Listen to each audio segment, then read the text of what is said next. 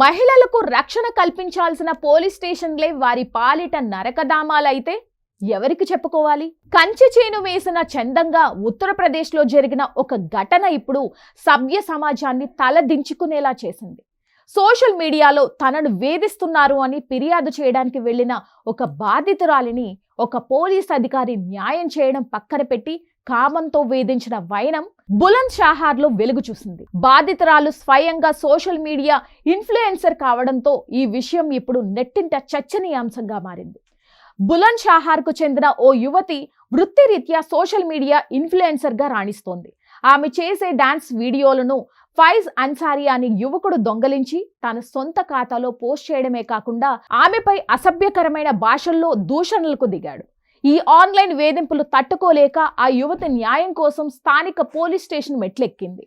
అక్కడ ఆమెకు కుల్దీప్ రాఠీ అనే పోలీస్ అధికారి ఎదురయ్యాడు. నిందితుడు ఫైజ్ అన్సారీపై చర్యలు తీసుకోవాలని ఆమె వేడుకుంది. అయితే ఇక్కడే అసలు ట్విస్ట్ చోటు చేసుకుంది.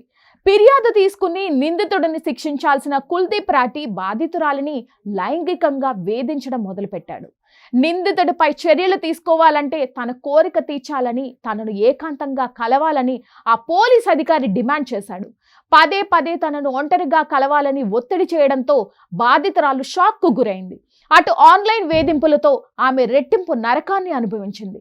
కానీ ఆమె ధైర్యం కోల్పోకుండా ఈ అరాచకంపై నేరుగా ఉన్నతాధికారులైన ఎస్ఎస్పీకి ఫిర్యాదు చేసింది. బాధితురాలు ఫిర్యాదుపై వెంటనే స్పందించిన ఉన్నతాధికారులు విచారణ జరిపి నిందితుడైన పోలీస్ అధికారి కుల్దీప్ రాఠీని తక్షణమే విధుల నుంచి సస్పెండ్ చేస్తూ ఉత్తర్వులు జారీ చేశారు. ఈ ఘటనపై అదనపు ఎస్పీ శంకర్ ప్రసాద్ మాట్లాడుతూ మహిళా ఆరోపణల ఆధారంగా కేసు నమోదు చేసి సదరు అధికారిని సస్పెండ్ చేశామని స్పష్టం చేశారు. న్యాయం కోసం వచ్చిన మహిళ పట్ల ఒక బాధ్యత గల అధికారి ఇలా ప్రవర్తించడం పోలీస్ శాఖకే మాయని మచ్చగా మిగిలింది.